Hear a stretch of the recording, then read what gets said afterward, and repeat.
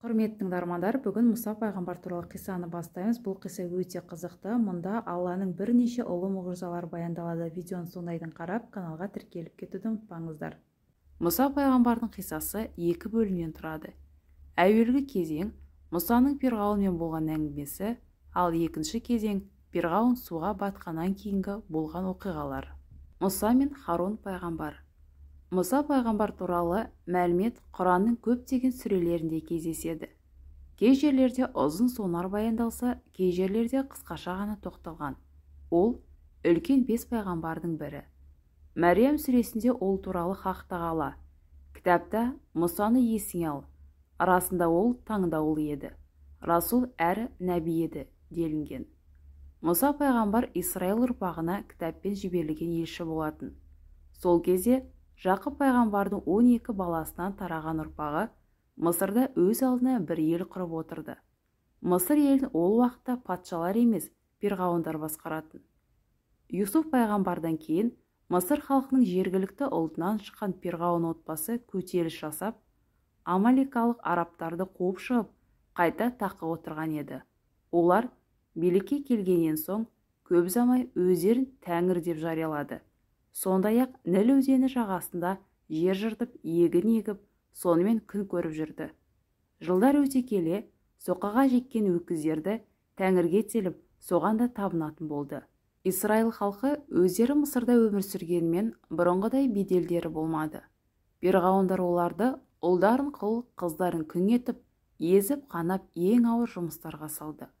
Олар сол жерден қашып шығып, бұрынғы қасиетті жерлеріне баруға қаншама рет талпыныс жасаса да, ойлағандары іске аспады. Сөйте тұра, олар дүниеге әбден құнығып, Хазіреті Жақыптың әкелген дініне аса көңіл бөлмеді.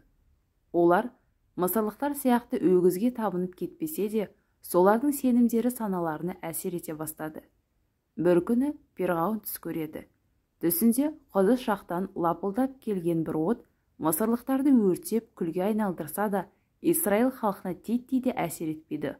Ол түсінен шошып оянып, сәуегейлерін шақырып, істің мәнісін сұрайды. Олар: жақында Исраил ұрпағынан бір ұл бала дүниеге келеді. Ол сенің патшалығыңды күл-талқан етеді, деп жориды. Фирғауын осыдан кейін дереу әрбір Исраил отбасында туылған ұл балаларды өлтіруге бұйрық шығарады. Исраил елі бұл қатыгездікке қарсы тұрар ешбір амал таба алмай қиналады. Фирғауын осылай жаңа туылған ұл балаларды өлтіртіп жатқанда, Имран деген бір кісінің шаңырағында ұл бала дүниеге келді. Ол Мұса пайғамбар еді. Хақ Тағала нәсіп етіп, оның анасының жүкті болғанын, артынша босанып ұл бала тапқан ешкім білген жоқ. Хазіретті Мұсаның анасы біреу-міреу көріп қояр ма екен деп күні-түні мазасы қашты. Осы кезде Хақ Тағала оған: бір нәрсе болады деп қорықсаң, оны еміз де дарияға тастап жібер. Қорықпа да күйінбе. Арасында оны саған қайтарамыз да пайғамбар қыламыз деп аян берді. Оның анасы осы аяннан соң баласын құндақтап сандыққа салып, Ніл өзеніне қоя берді. Сандық судың бетімен аққан бойы Фирғауынның сарайының алдынан өтіп бара жатқанда, оның адамдары көріп қалып, сандықты сарайға алып барды. Фирғауын оны өлтірмек болғанда, араға өзінің әйелі Әсия түсіп: менің де, сенің де көз қарашығымыз, оны өлтірмеңдер, бәлкім бізге пайдасы тиер, немесе бала қып аламыз деп, баланы аман алып қалды. Алайда сәби сүт іздеп шырылдап жылай берді. Әсия сүт аналарды алып келсе де, ешбірін ембеді. Сүт аналардың арасында Хазіреті Мұсаның әпкесі Мәриям да бар еді. Ол: сендерге оны сендер үшін бағатын оған қамқор бір отбасы көрсетейін бе, деп Мұсаның туған анасын ертіп келіп, соған емізгенде, сәби Мұса емірене еміп тәтті ұйқыға кетеді. Хазірет Мұса 18-20 жастар шамасына келген кезде, Хақ Тағала оған керемет ілім мен хикмет нәсіп етті. Хазіреті Мұса бұл жерде 3 мәселені шешу тиіс еді. Мысырлықтардың түзеліп иманға келуі, екінші, Исраил ұрпақтарын Құдысқа апаруы, үшінші, Исраил ұрпағын түзеуі. Хазіреті Мұса Мәден еліне қашқанға дейін сол Фирғауын сарайында ер жетті. Оған Перғауынның жары Әсия жақсылап қарап тәрбиелеп өсірді. Бір күні Хазіреті Мұса көшеде кетіп бара жатып, бір Исраилдық, бір мысырлық екі адамның қызыл шеке болып төбелесіп жатқан көреді. Исраилдық жеңіліп бара жатқанда, Хазіреті Мұса көріп қалып көмекке шақырады. Жігіт Мұса өте мықты, айбарлы жас болатын. Ол мысырлыққа жақындап келіп ананы жіберуді талап етті. Бірақ мысырлық оның сөзіне құлақ салмай, Исраилдықты өлтірмек болады. Осы кезде жігіт Мұса әлгі мысырлықты жұдырықпен түйіп кеп қалғанда, мысырлық сол жерде жан үзеді. Мұсаның ниеті адам өлтіру емес, қайта анау бір өлім аузындағы жанды құтқарып қалу еді. Мұса алейхиссалам, бұл шайтанның ісі, өйткені ол ашық, адастырушы дұшпан. Раббым, рас, өзіме кесір істедім, мені жарылқа, деді. Сондықтан Аллах оны жарылқады, өйткені ол тым жарылқаушы, ерекше мейірімді. Көп ұзамай осы мысырлықтың өлімі бүкіл қалаға жайылды. Бірақ әзірге кісі өлтірушінің кім екенін және не үшін өлтіргенін ешкім білмеді. Таңертең Хазіреті Мұса көшеде кетіп бара жатып, кешегі өзі құтқарып қалған Исраилдықтың тағы бір мысырлықпен төбелесіп жатқанын көріп қалады. Исраилдық та мұны көре сала, ұялмай қызармай көмекке шақырады. Хазіреті Мұса бұл адамның жаман адам екенін сонда ғана білді. Оған өзіңе де сол керек дегенде ашулы көзін қадады. Бір кезде мысырлық әлгі Исраилдықты бір бұрышқа тығып алып өлтірмек болған кезде, амалы құрған Мұса оларды арашаламақ болып жақындай бергенде, Исраилдық адам өзіне қол жұмсайды деп ойлап, кеше ғана мысырлық бір адамды өлтіріп едің, енді бүгін мен өлтірмекпісің, сен мейірімді емес қатыгез адам болдың ғой, деп айқай салады. Осы хабар тез арада қалаға тарап кетеді. Онсыз да сарайдағылар бұл Исраилдық болғаны үшін жеп көріп, оны сарайдан аластауға сылтау таппай жүретін. Олар бар болғаны Хазірет Әсиядан аса алмай жүрген. Ал қазір оларға іздегенге сұрағаны болды. Әйтсе де, Хазіреті Мұса сарайдағылардың не ойлап жүргенін мүлде бейхабар еді. Ол ойға батып тұрғанда, қаланың өте лауазымды ақсүйек бір адамы келіп: «Ей Мұса, сарайдағылар сені өлтіруге шешім шығарды. Бұл қаладан тез кетпесең, өлім құшасың. Мен саған қамқор адамның бірімін», дейді. Хазіреті Мұса қаладан өте сақтықпен шықты да: «Я Раббым, мені қатыгез елден құтқара көр», деп дұға етті. Жолда қаладан ұзап кетіп бара жатып, Раббымның маған тура жол көрсетуін үміт етемін деп күбірлейді. Бұл істе Хақ тағаланың хикметі бар еді. Өйткені ол Мәдиянға барып, Хазіреті Шұғайб пайғамбардан дәріс алып, сол жақта пайғамбарлыққа әзірлік жасап келуі қажет болатын. Күндердің бір күні пайғамбарлық келген кезде Мысырға қайта оралып, Перғауын мен оның халқын хақ дінге шақыруы тиіс еді. Хазіреті Мұса Сахарада ұзақ жүріп, бір кезде Мәдияндағы судың жанына келіп аялдайды. Бір топ адам осы суға мал суғарып жатады. Бергі шетте екі қыз малдарын суға жолатпай қайырып тұр екен. Мұса ол екеуіне: «Екеу неге тұрсыңдар? Елдің бәрі малын суғарып жатқан жоқ па?» дейді. Екі қыз болса: «Мына малшылар малдарын суғарып кеткенге дейін біз малымызды суғара алмаймыз. Үйде жалғыз кәрі әкеміз ғана бар. Бұған әкемізді қалай жұмсаймыз?» деп ибалықпен жауап береді. Хазіреті Мұса қатты қалжырап тұрса да, дереу екі қыздың малын айдап әкеп суғарып, суға қанған соң алдарына салып береді. Бұл екеуі Хазіреті Шұғайбтың қыздары еді. Одан кейін бір ағаштың көлеңкесіне саялап отырып, Хақ тағалаға қол жайып: «Я Раббым, қайырдан не жіберсең де мұқтажмын», деп күбірлеп дұға жасайды. Сол күні ақшам кезінде Хазірет Шұғайб малдарының маңыраған дауысын естіп далаға шықты. Қыздарының бүгін ерте келу себебін сұрады. Мән-жайды білгеннен соң ол дереу қыздарының біреуін Хазіреті Мұсаға жіберді. Қызы барғанда ол әлі ағаштың түбінде отыр екен. Ол жанына ұяла жақындап: «Әкем сізді малдарды суғарған ақыңызды алсын деп шақырып жатыр», дейді. Хазіреті Мұса олардан ақы алайын деген мақсатпен көмектеспеген еді. Алайда мына қыздың ибалылығына қарап, оның әкесін көруге аңсары ауа қалды. Әрі ақсақал кісі шақырып тұрғанда бармасқа тағы болмайды. Қыздың алдына түскен бойы үйіне келіп қартқа сәлем беріп жөн сұрасты. Дастархан басында Хазіреті Мұса Шұғайып пайғамбарға басынан кешкендерін түгелдей баян етті. Бұл жерге де қуғыншы келіп қалу мүмкіндігін айтты. Сөздерін ден қоя тыңдаған қария оған: «Қорықпа, бұдан былай залым елден саған келер ешбір қиянат жоқ. Сен қауіпсіз жердесің», деп басу айтты. Бірталайдан кейін қонақ әзірлеген бөлмеге жатып қалғаннан соң Шұғайып пайғамбардың бір қызы әкесіне келіп: «Әкешім, біз көптен бері бір жалшы іздеп жүрген жоқ пе едік? Іздегенге сұраған деген осы емес пе? Мына кісі нағыз бізге лайық адам екен. Өзі күшті, әрі сенімді де, мейірімді жан. Бізбен тілдескен кезде жүзімізге бір рет те болсын қарамады. Осы жігітке қолқа салып көріңіз», дейді. Таңертең Шұғайып пайғамбар Хазіреті Мұсаға: «Мұса, саған айтар ұсынысым бар. Маған 8 жыл жалшы болсаң, мына екі қызымның бірімен некелестірем. Егер 10 жылға толтырып жатсаң, ол сенің жасаған жақсылығың. Саған машақат қылуды қаламаймын. Аллах қаласа, мені ізгілерден табарсың», дейді. Хазіреті Мұса да бұдан кейін қайда барып, қайда тұратыны, не істейтіні туралы бір байламға келмеген болатын. Ол Хазіреті Шұғайыптың бұл ұсынысын мақұл көрді. «Ұсынысыңызды қабылдаймын. Осы екеуміздің арамыздағы келісім бойынша 2 мезгілдің қайсысын орындасам да маған қарсылық жоқ. Айтқаныма Аллах кепіл», деп жауап береді. Арада жылдар жүйткіп өте шықты. Мезгілі жетіп, уәде бойынша Хазіреті Мұса Шұғайып әлейхиссаламның қызын алған еді. Бір күні ол жары мен бала шағасын алып Шұғайып пайғамбармен қоштасып жолға шықты. Бұл өзі қыс мезгілі болатын. Күн батып, түн айналаға өзінің қара шәлісін жапқан кезде ауа суып ызғар желесті. Хазіреті Мұсаның бала шағасы тоңып жылай бастады.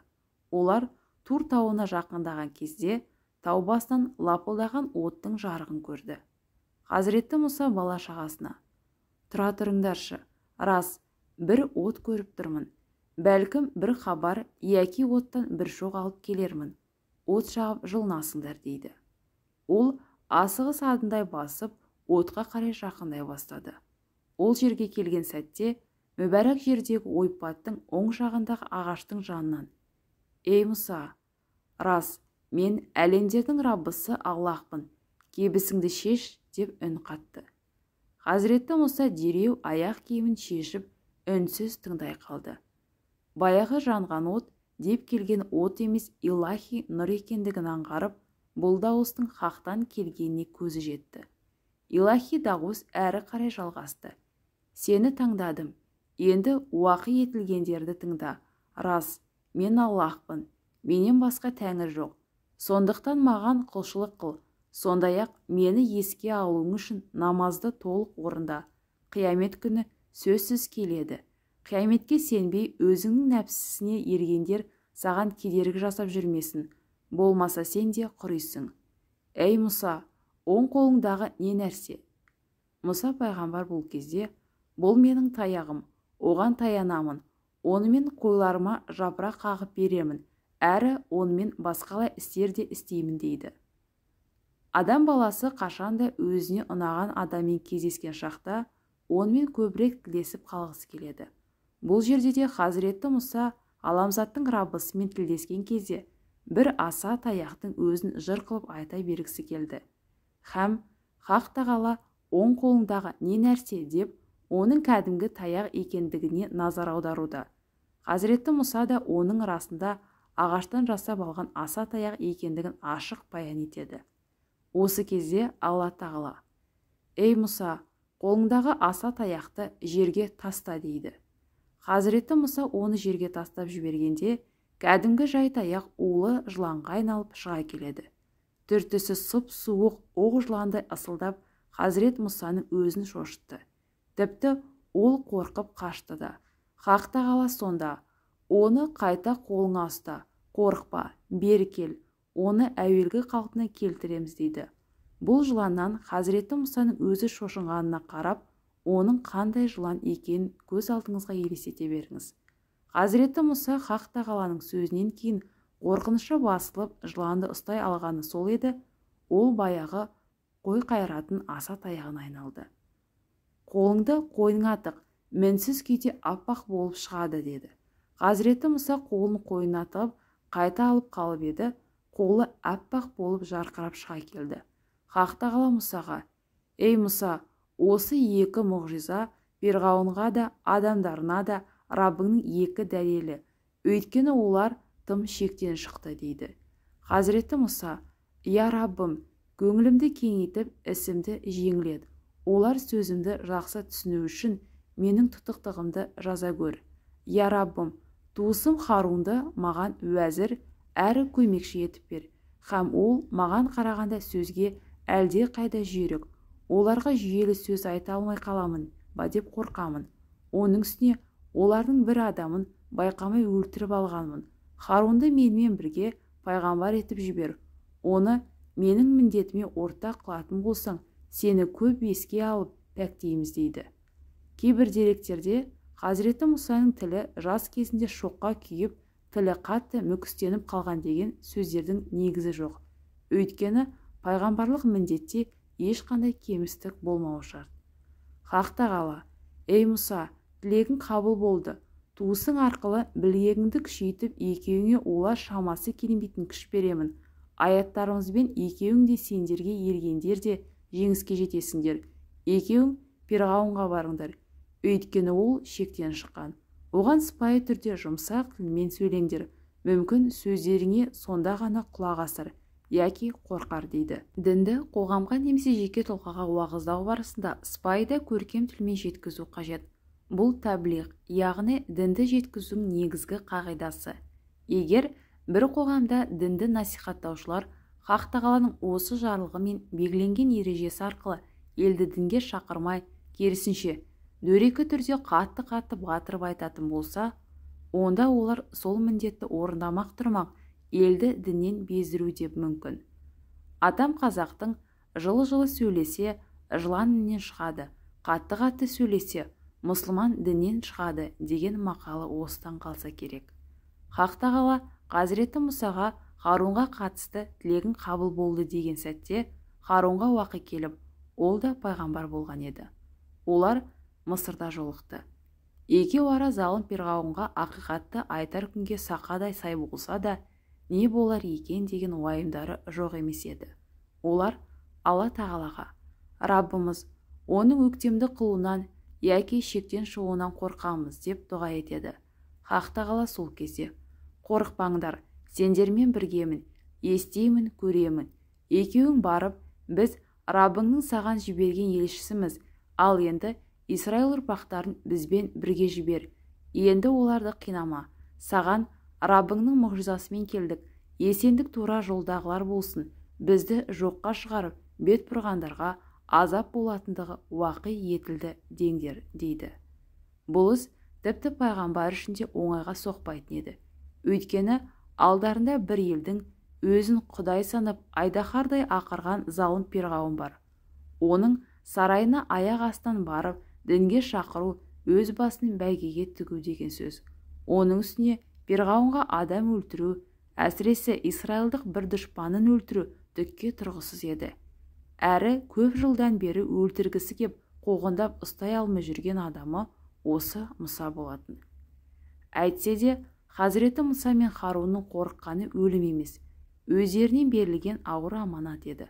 Пайғамбарлардың қорқып уайымдайтын бірақ нәрсесі бар, ол пайғамбарлық міндет. Егер олар табан астынан ажал құшса, өз міндетін толық орындай алмайтын еді. Пайғамбарымыз Мұхаммедтің саллаллаху алейхи уассалам қоштасу қажылығында үмбетіне: «Сендерге пайғамбарлық міндетімді толық орындап, дінді қалдықсыз жеткіздім бе?» деп 3 рет сұрауы осының белгісі. Бірақ әрқандай пайғамбар әсте міндетін толық орындап болмай, бұл өмірден көшпейді. Өз міндетін іске асыру жолында аспан төңкеріліп, жер жарылса да, оған титтей де кедергі келтіре алмайды. Өйткені кепілдікті: «Қорықпаңдар, сендермен біргемін, естеймін, көремін» деп Хақ тағала береді. Осылайша Хазіреті Мұса бауыры Харунмен бірге Фирғауынның сарайына барып, оны хақ дінге шақырып туралықты насихаттайды. Ол Фирғауынға сыпайы тілмен сөйлеген соң, Фирғауын да оған ашу шақырмай әңгімелесе бастады. Ей Мұса, саған не болған? Кеше ғана сарайда өскен бала едің. Бүгін келіп маған ақыл айтып тұрсың ба? Біз сені құндақтағы сәби кезіңде сандықпен бірге ағып бара жатқан жеріңнен тауып алып, осы сарайда өсірген жоқ па едік? Сен осы жердің суын ішіп, нанын жеген жоқсың ба?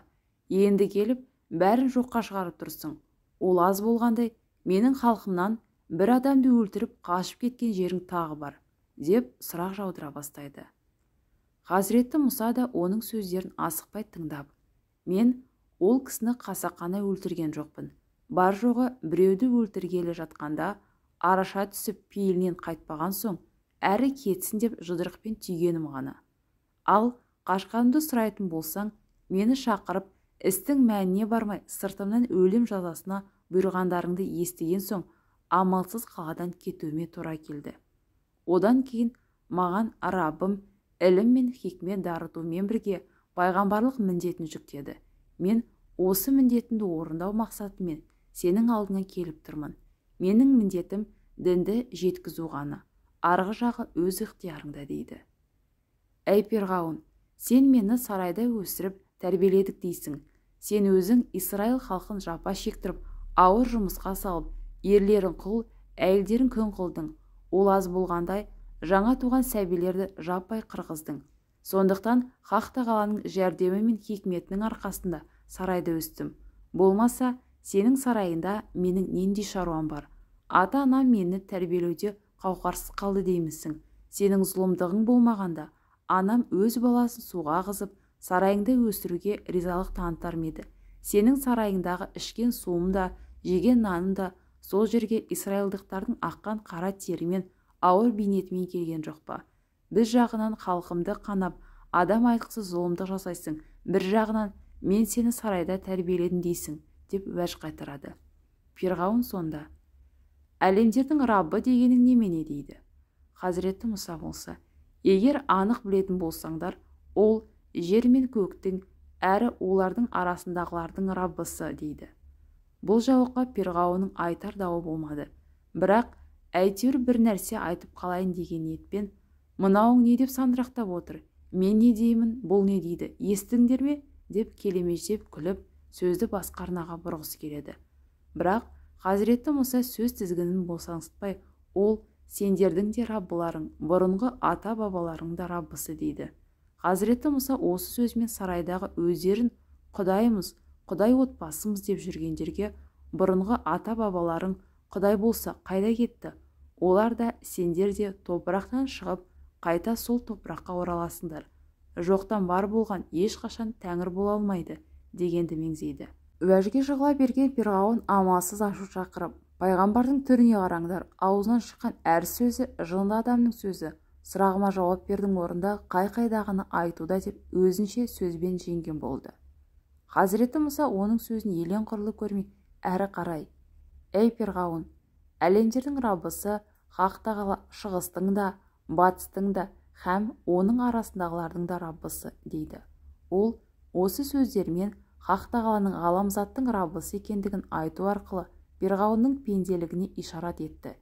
Фирғауын сонда абыроймен ант етейін, егер сен менен өзгені тәңір етіп алсаң, әрине сені зынданға тастаймын, деп қорқытты. Хазіреті Мұса сол кезде, егер саған пайғамбар екендігім туралы айқын дәлелдер көрсетсем не дейсің, дейді. Сонда да осы пікіріңнен танбайсың ба? Дегенде Фирғауын іште оның дәлелін көрсететініне сенбеді. Өзі де сарайдың уәзірлері мен ақсүйектері алдында Хазіреті Мұсадан жеңіліп, нақты жауап бере алмай отыр еді. Осы арқылы жеңіп кетемін деп ойлап, ал қане көрейік, сөзің рас болса, қандай дәлел, қандай мұғжизаң бар еді, дейді. Сол кезде Мұса пайғамбар қолындағы аса таяғын жерге тастап жібергенде, ол сол заматта үлкен жыланға айналып шыға келеді. Түрі сұп-суық жылан бір орында тұрмай ирелеңдеп, оңды-солды қозғалып ысылдап тұрады. Мынадай түсі суық жыланды бұрын-соңды көрмеген сарайдағылар қорққандарынан тұрған жерлерінде жүректері жарылып кете жаздайды. Хазіреті Мұса осыдан кейін қолын қойнына тығып, қайта суырып еді, қолы нұр болып жарқырап айналаға сәулесін шашты. Іштей Өзіне сенімді болып отырған Перғауын мына мұғжизаларды көргенде аузына құм құйылып, біразға дейін ләм-мим деместен үнсіз отырып қалды. Оның үстіне әлгі жыланның от болып жанған көздері көз алдынан кетер емес. Ол тағынан түсе қалса, шағып алатындай көрініп, денесі мұздап сала берді. Бірақ өз абыройын сақтап қалу үшін дереу есін жиып айналасына қарап: «Беу шіркін, мынау барып тұрған сиқыршы ғой. Бәсе, мынадан бері мұны сөйлетіп тұрған қандай күш, несіне бәлсініп тұр десем, жат жерде жүріп түрлі сиқырлық пен көзбояушылықты үйреніп келіп, сол арқылы біздің басымызды айналдырып, мына туған жерімізден қуып шыққалы қамданып жүрген кешегі қашқын Мұса екен ғой». Бұлардың сыры белгілі болды. Ендеше бұл екеуін дереу өлтірген дұрыс па, әлде өзгелерге сабақ болу үшін басқаша жаза қолданғанымыз дұрыс па екен? Ал қане, қандай пікірлерің бар дейді. Перғауынның жақын адамдары оған: «Мұны өлтіру де, басқаша жазалау да бізге пәлендей пайда бере қоймайды. Ел жұрт шамасы келмеген соң өлтіре салыпты деп шулайды. Ал бұл біздің абыройымызға дақ келтіреді. Ең дұрысы, бұл екеуін күллі халықтың алдына шығарып, сол жерде масқаралайық. Шар тарапқа шабармандарыңды жіберіп, алаңға ең мықты сиқыршыларды жина. Сосын бұл екеуі әлгі өнерін сол жерде көрсетсін. Біздің сиқыршылар да сиқырын көрсетіп, бұларды ел алдында жеңсін» дегенді айтты. Перғауынға да бұл ой қатты ұнап, ең мықты сиқыршыларды жинатты. Хазіреті Мұсаға осыны айтып еді, ол қуана келісті. Тіпті ол кездесетін мезгіл дәл ел көп жиналатын мереке күннің сәске кезі болсын дейді. Хазіреті Мұсаның бұл сөзінен ең маңызды екі нәрсені білуге болады. Бірі мереке уақыты. Мереке күні халық бос болғандықтан алаңға тайлы таяғымен жиналады. Жасы да, жасамысы да қызық көру үшін келеді. Екінші, сәске кезі. Бұл кез халықтың ұйқыдан тұрып, сәлесін ішіп, сергек те тоқ болып тұрған шағы. Басқа уақытта орын алса, Хақ пайғамбардың мұғжизаларын күн қатты ысып, нақтап көре алмай қалдым, яки күн батысқа еңкейген шақта сол көрінген нұр ма, әлде күннің сәулесі ме еді? Оның үстіне малдың өрістен қайтқан шағы емес пе? Көзі мұнда болғанымен көңілім алаң болып тұрған дегенде күмәндар кездесу әбден мүмкін еді. Сол күні халық көп жиналды. Онсы да сарайда көрсетілген мұғжизалар ел ішіне аңыз боп тарап кеткендіктен көруге құмартушылар көп еді. Сиқыршылар Перғауыннан: «Егер біз жеңсек, бізге қандай сыйлық бересің?» деп сұрайды. Перғауын сонда: «Менің ең жақын адамыма айналасыңдар, сендерге осы елдің ең жоғарғы лауазымдарын беремін» деп уәде берді. Аналар көңілдері көтеріліп, Перғауын үшін аянбай тер төгуге тырысты. Алаңда сиқыршылар бір жақта, Хазіреті Мұса жалғыз өзі бір жақта тұрды. Олар Мұса пайғамбардан: «Кім бірінші бастайды?» деп сұрап еді. Ол: «Алдымен сендер бастаңдар» деп жауап қайтарды. Сонда олар арқандары мен таяқтарын тастап, Перғауынның ұлылығының арқасында біз жеңіске жетеміз десті. Олардың тастаған арқандары мен таяқтары алаңда жылан болып көрініп, ирелеңдеп ысылдай бастады. Сол жерге жиналған елдің бәрі оларды жылан деп ойлап таңырқай қарасты. Хазіреті Мұсаның көңіліне осы сәтте қобалжу пайда болды. Хақ тағаладан оған: «Қорықпа, сен үстем боласың» деген уақи келді. Яғни: «Ей Мұса, көңілің қобалжып қорқушы болма, өйткені олардың жылан деп көрсеткендері жылан емес, жалған көз бояушылық қана. Ал сенің жыланың ақиқат. Жалғанды қашанда ақиқат жеңеді. Олар сиқыршы, ал сен пайғамбарсың». Хазіреті Мұса осы уақидан соң көңілінің абыржығаны басылып, қолындағы аса таяғын тастап жіберді. Сонда ол шынайы әп жыланға айналып, сиқыршылардың жыландарын әп-сәтте бір-бірлеп жұтып бітірді де, Мұса пайғамбарға жақындап келіп, аса таяққа айналып шыға келді. Перғауынның әзірлеген сиқыршылары осал емес еді. Сол заманда Мысыр елінде сиқырлық кең тараған еді. Ал алаңға шыққан сиқыршылар солардың сорпа бетіне шығар ең таңдауы осы еді. Алайда олар жылан етіп көріскен арқандары мен таяқтарын кәдімгі әп жыланның біртіндеп жұтып жатқандарын көріп, жағаларын ұстады. Халық білмесе де, олар аса таяқтың кәдуілгі тірі жыланға айналған айқын біліп, Хазіреті Мұсаның сиқыршы емес, пайғамбар екендігіне көздері анық жетті. Өйткені өздері бұрын соңды мұндай мұғжизаны көрмеген еді.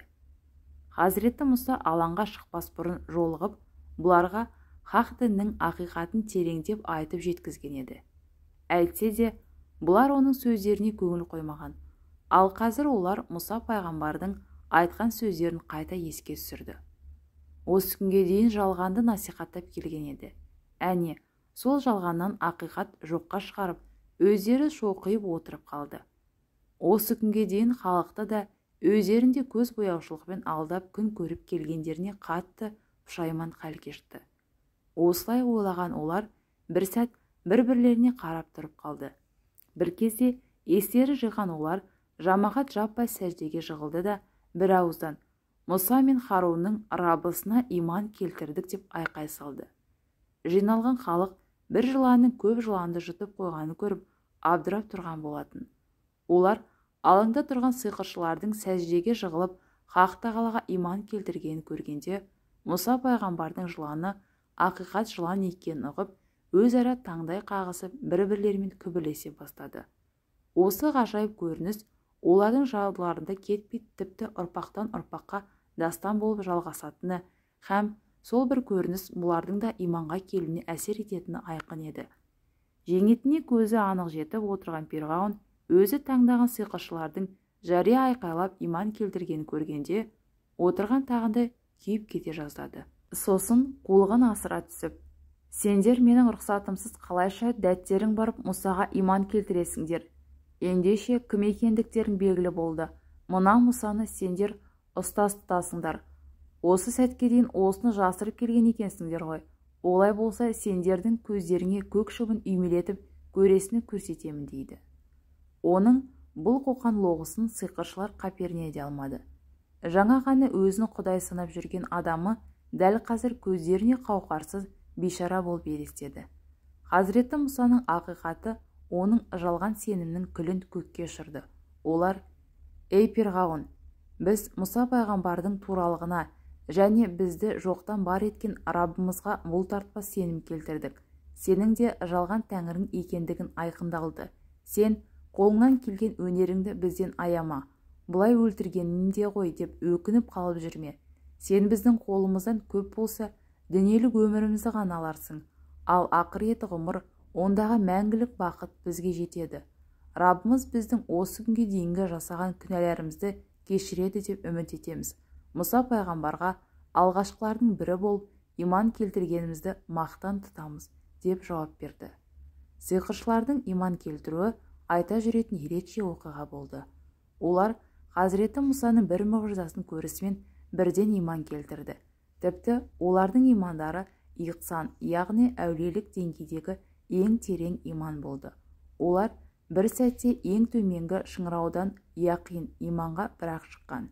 Хазіреті Мұса кейіннен өз еліне түрлі мұғжиза көрсетсе де, олардың имандары әлгі сиқыршылардың дәрежесіне жете алмаған. Егер олар тірі болғанда, Хазіреті Мұсаның ең жанашырлары сахабалардай сенімді серіктері болар еді. Перғауын осы оқиғадан кейін исраилдықтарға деген қатыгездігін тіпті күшейте түсті. Көп жылдар бұрын көрген түсіндегі адамның осы Мұса пайғамбар екендігіне көз жеткізді. Хазіреті Мұсаның мұғжизасын көрген халықтың біразы иман келтіргенмен, көпшілігі Перғауын мен шонжарлардың қаһарынан қорқып иман келтірмеді.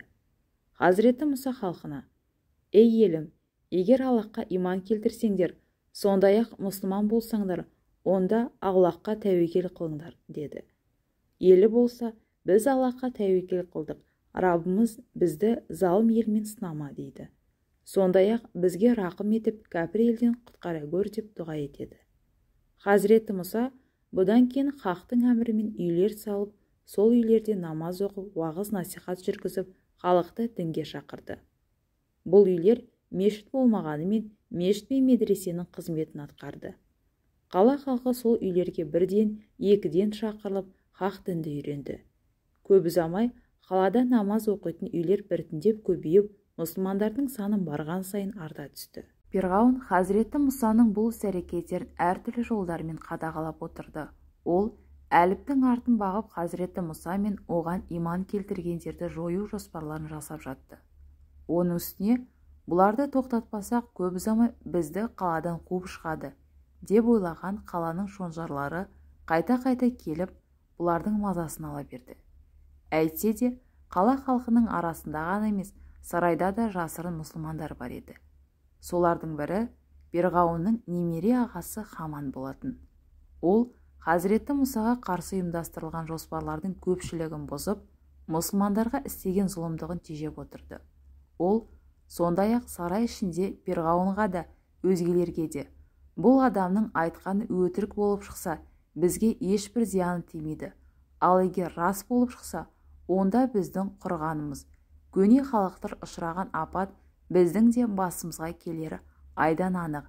Бір кездері осы елге пайғамбар болып келген Юсуф те тура осыған ұқсас сөздер айтқан жоқ беді, деп солардың арасында жүріп имандылыққа шақырды. Бір күні осыған қатты ашуланған Перғауын уәзірі Хаманды шақыртып алып: «Ей Хаман, мен үшін балшыққа от жағып, кірпіш күйдіріп, көп кірпіштен бір мұнара жаса. Шамасы соның үстіне шығып, Мұсаның тәңірін көрермін. Арасында мен оны өтірікші деп ойлаймын», дейді. Көптеген ғалымдар бұл мұнараның Мысырдағы пирамида болғандығын айтады. Перғауын сол пирамиданың үстіне шығып, ғаламзаттың жаратушысын көрмек болады. Сарайда мұсылман болғандардың бірі Хазіреті Әсия еді. Ол Хазіреті Мұсаға сәби күннен қамқорлық көрсетіп келген еді. Мұса пайғамбар сарайға келіп, дінге шақырған сәтте-ақ мұсылман болған еді. Бірақ Хаман сияқты емес, иман еткен ашық жария етті. Уағыз жүргізе бастағанда Перғауын оған өзінің жары болғандықтан жай ғана тойтарыс беретін. Хазіреті Әсия оның бұл тойтарысына құлақ түрмеді. Кейіннен Перғауын қатты ашуланып, оны әбден азаптап, көрсетпеген қорлығы қалмайды. Сонда да Әсия өз дегенінен қайтпайды. Қатты қиналған Әсия бір күні Хақ Тағалаға: «Раббым, өз жаныңнан маған пейіштен бір үй жаса, әрі мені Перғауыннан және оның істегендерінен сақта, сондай-ақ залым елден құтқар», деп дұға етеді. Ол шейіт болар алдында жәннаттағы рахатқа толы орны көрсетіліп, бұл өмірмен күлімсіреп қоштасады. Хазіреті Әсияның ислам дінінде алар орны ерекше. Ол 5 үлкен пайғамбардың біреуін жастайдан өз баласындай шын ықыласымен тәрбиелеп өсірді. Кейіннен Хазіреті Мұса пайғамбар болғанда ең алғаш иман келтіргендердің қатарынан орын алып, оған сүйеу болып, хақ дінді халыққа жаюда ерен еңбек көрсетті. Мысыр елінің көптеген ер жігіттері Перғауынның қаһарынан қорқып иман келтіре алмай жүргенде, бұл қаһарман әйел сарайда жүріп-ақ өзінің иман келтіргенін Перғауынның алдында жария етіп, оның көрсеткен барлық қорлығына төзімділік таныта білді.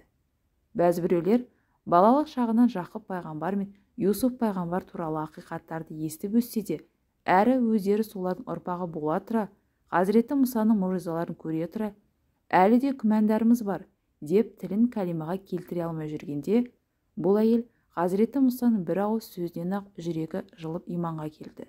Һәм Хазіреті Нұхтың, Хазіреті Лоттың жарлары пайғамбардың әйелі бола тұра иман келтірмегенде, бұл әйел өзін тәңір санаған шынжыр балақ шұбар төс асқан жауыз Перғауынның әйелі бола тұра бірден иманға келді. Сол себепті де бұл әйелдің исламдағы орны биік.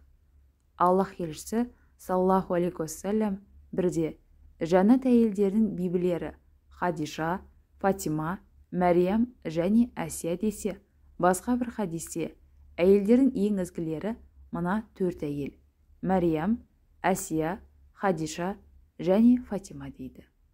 Хақ Тағала Перғауын мен оған табынушылар иманға келмегеннен соң ескерту мақсатымен Мысыр еліне қуаңшылық жібереді. Бірақ олар болса, бізді сиқырлау үшін қанша мұғжиза келтірсең де, бәрібір саған иман келтірмейміз деп қасарыса түседі. Осыдан барып Мысыр елін сел басады. Бір күні Ніл өзені аяқ астынан тасып қаланы су алып кетеді. Мысырлықтар қатты қорқып Мұса пайғамбарға келіп Хақ Тағаладан дұға тілеуін өтінеді. Егер алда-жалда осыдан дұға қабыл болып, бәрі бұрынғы қалпына келетін болса, бірден иманға келетіндерін айтып сөз береді.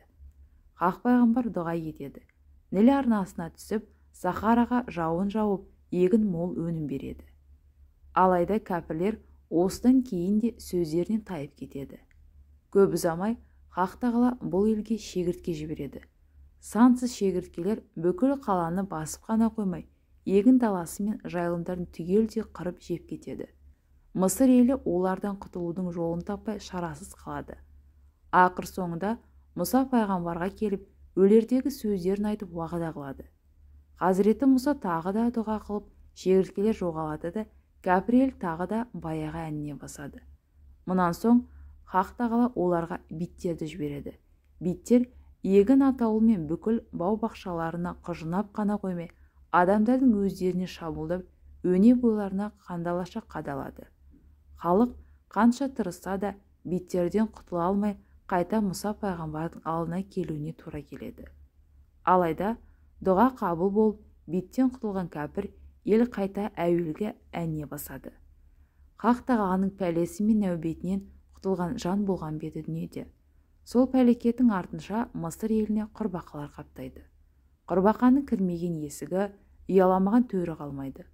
Олардың қырылдаған дауыстардан мысырлықтар күндіз күлкі, түнде ұйқы көрмейді. Ақырында Хазіреті Мұсаға тағы да жалынып, жалпайып пәледен құтқарсаң да иманға келеміз деп ант су. Алайда дұға қабыл болып пәледен құтылғанда олар тағы да 200-лікке басады. Жаббар ие бұдан соң оларға үлкен азап жіберіп, Ніл өзенін қанға айналдырады. Мысырлықтардың негізі су көзі осы Ніл еді. Бір күн олар таңертең тұрғанда Ніл өзенінің қып-қызыл қан болып ағып жатқанын көріп, ақыл естен айырыла жаздайды. Қаладан ішерге бір тамшы су таба алмайды. Сол күндері күнде қатты ысып, кәпір ел шөлден қаталап, су іздеп шартарапты шарлайды. Құдықтан алған суларды қанға айналғанын көргенде шарасыз қалады. Бұл тек кәпірлер үшін ғана еді. Алайда Исраилдықтар мұндай нәубетті көрген жоқ. Мысырдың кәпір халқының төбесіне төнген осы пәлекеттер шамамен 10 жыл бойы бірінен соң бірі айналып келіп тұрды. Әр пәлекет келгенде Хазіреті Мұсаға жалынып, пәлекет кетісімен уәдеден тайып тұрды. Әрі Исраилдықтардың да Мұса пайғамбармен бірге елден кетулеріне рұқсат бермеді. Исраил халқының Мысырдан көшуі. Перғауын мен оған ерген халқының бұдан былай иманға келмейтінін білген Хазіреті Мұсаға Хақ Тағаладан халқын түнделетіп, Мысырдан көшіріп әкету туралы уақи келеді. Алайда әскерін ерткен Перғауынның арттарынан өкшелетіп қуатынын, бірақ бұларға еш нәрсе істей алмайтындығын ескертеді. Хақ пайғамбар бір түнде Исраил халқын қаладан жасырын түрде ертіп шығып, Қызыл теңізді бетке алып қашты. Көп ұзамай олардың кеткенін хабар алған Перғауын да әскерін жинап арттарына түсті. Бұл кезде Хазіреті Мұса мен халқы қаладан ұзап кеткен болатын. Әйтсе де Перғауынның оларды қуып жетуге шамасы әлі де болса жеткілікті еді. Өйткені ол сақадай сайланған әскерлерімен шықса, Исраилдықтар бала шаға, жас кәрісі мен мал мүлкін алып ібіліп бара жатты. Көп ұзамай олардың кеткенін хабар алған Перғауын да әскерін жинап арттарынан түсті. Бұл кезде Хазіреті Мұса мен халқы қаладан ұзап кеткен болатын. Әйтсе де Перғауынның оларды қуып жетуге шамасы әлі де болса жеткілікті еді. Өйткені ол сақадай сайланған әскерлерімен шықса, Исраилдықтар бала шаға, жас кәрісі мен мал мүлкін алып ібіліп бара жатты. Хазіреті Мұса Қызыл теңізге жақындағанда, арттарынан қуған Перғауынның қалың қолы мен мұңдайлап көрінді. Олардың аяғынан шыққан қоюшаң, қара құйында яки төніп келе жатқан жауар бұлттай қорқынышты көрінді. Қатты қорққан Исраил халқы Хақ пайғамбарға: "Қақпанға өзіміз келіп түстік, өз көрін өзі қазады деген осы емес пе? Алдымыз мынау Қызыл теңіз, артымызда өкшелеп қуып құмырсқаша қаптап келе жатқан Перғауынның қалың қолы. Енді қайттық", деп қатты састы.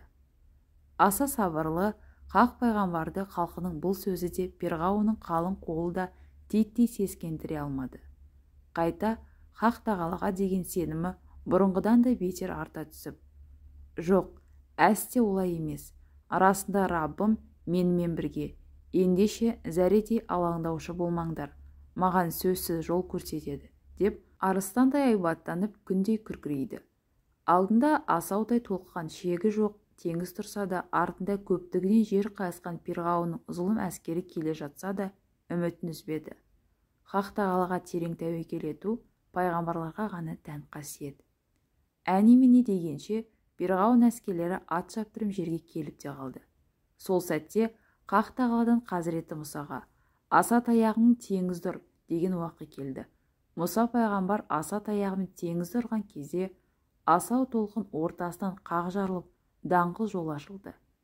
Исраил халқы дереу сол жолмен суыт жүріп теңіздің арғы бетіне өте шықты.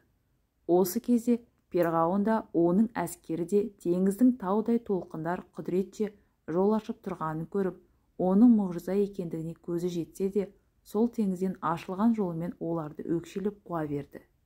Исраил халқы түгелде жағалауға шыққанда, бұлар да оқ бойы жақындап қалған болатын.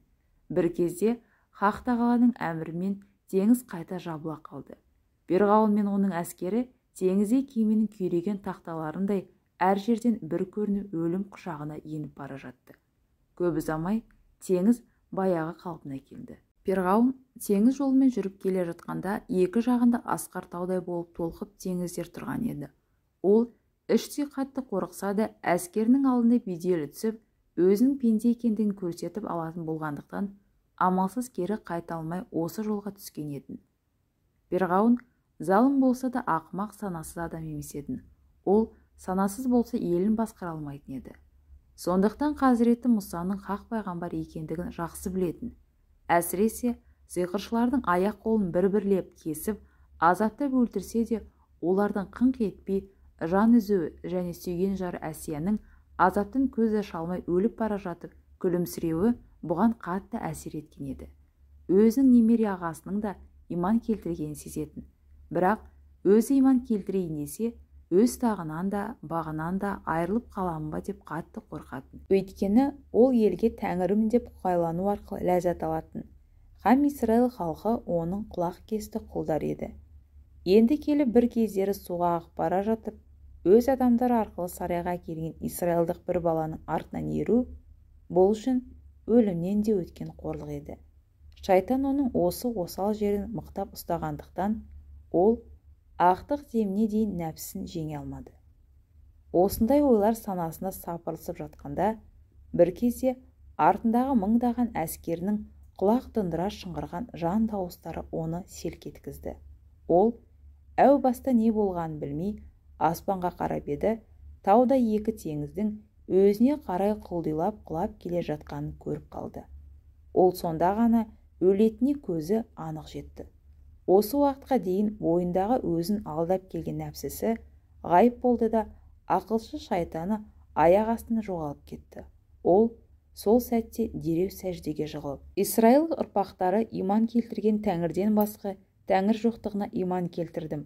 Мен де бой ұсынушылардан болдым деп өзінің мұсылман болғандығын жариялайды.